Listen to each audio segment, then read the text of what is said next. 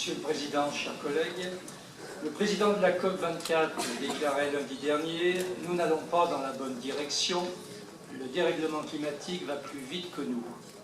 Compte tenu du retard pris, une ambition métropolitaine méritait un plan d'action d'urgence. Aujourd'hui, nous nous contenterons d'un rapport sur le développement durable assorti d'un diagnostic, d'indicateurs et de bonnes intentions. Le titre du document de synthèse remis en commission est aussi sobre que le défi environnemental. Où en est le territoire de la métropole de Lyon? Vaste sujet. À défaut de réduire les températures sur la métropole, nous actons votre constat et nous mesurons avec vous nos marges de progression sur le développement durable.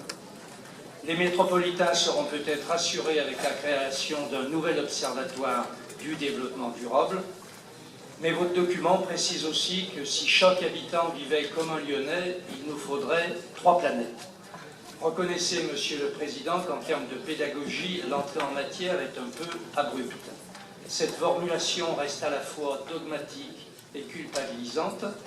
Avons-nous besoin d'une décroissance comme le suggère votre titre en page 11, à savoir le titre « Le développement de la métropole est-il soutenable par rapport aux biocapacités de la planète ?» Votre scénario de décroissance n'est pas adapté aux besoins de l'économie française ni aux attentes des citoyens.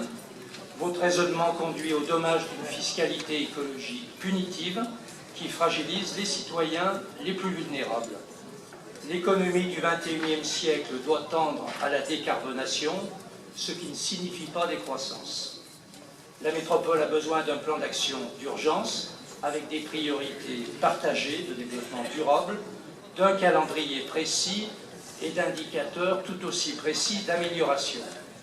Avons-nous débattu des marges de manœuvre en fin de mandat pour une métropole plus sobre en ressources? Prenons 3 exemples. L'urbanisme, déplacement, espace vert. D'abord l'urbanisme. Votre modèle d'étalement urbain répond-il au développement durable et à la décarbonisation, avec des trajets domicile-travail de plus en plus longs? Ensuite, les déplacements. La métropole réduit sa subvention au Citral de 3% par an. Par conséquent, chaque année, le désengagement de la métropole oblige le Citral à augmenter sa tarification. Sans comparer la fin du mois et la fin du monde, votre méthode est punitive. Une fois encore, vous pénalisez les plus fragiles. Le transport par câble, le transport fluvial seraient adaptés à notre géographie. Ils ont été écartés du plan des déplacements urbains. Pour nos déplacements, la seule énergie positive, c'est la marche à pied. Si 10 000 pas par jour est bon pour la santé, ce message ne suffit pas aux citoyens les plus vulnérables dans des bus et des métros fort chargés. Enfin, les espaces verts. Votre diagnostic acte la carence végétale de nombreux secteurs. Mais dans les territoires périphériques, il se passe des choses et vous n'y êtes pas. Ainsi, plus de 320 personnes ont participé à une réunion publique à Francheville sur les enjeux environnementaux le 15 novembre dernier. Vous avez préféré décliner votre participation avec des métropolitains qui ont un vrai attachement à notre patrimoine végétal.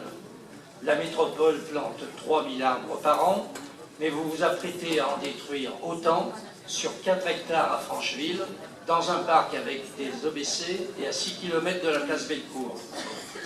Pour construire un barrage, alors qu'Abrignais, un autre syndicat de rivière, relève le même dérèglement climatique que nous, avec des solutions alternatives.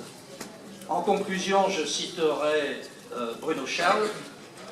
Si nous réussissons notre transition énergétique, nous aurons le climat de Madrid. Si nous ne la réussissons pas, nous aurons en 2100 le climat d'Alger et la canicule de 2003 semblera un été frais. Depuis 25 ans, on en a eu des mises en garde. Du protocole de Kyoto au sommet de la Terre, là même où le président Chirac se désolait en 2002 de voir notre planète brûler alors que nous regardions ailleurs. Monsieur le Président, vous mettez en place un dispositif d'ambulance, mais la métropole de Lyon a besoin du SAMU pour relever nos défis climatiques. La transition écologique a vocation à être réintégrée dans la politique économique. ce qui implique d'ériger en priorité absolue la baisse de la dépense publique. Elle conditionne durablement la diminution des impôts dont dépend la soutenabilité politique et sociale de la taxe carbone. Au final, Monsieur le Président, c'est par une meilleure qualité de concertation que nous partagerons tous ensemble la même urgence climatique, puisque nous sommes la dernière génération à pouvoir agir sur ce même réchauffement climatique et l'effondrement de la biodiversité. Je vous remercie. Merci.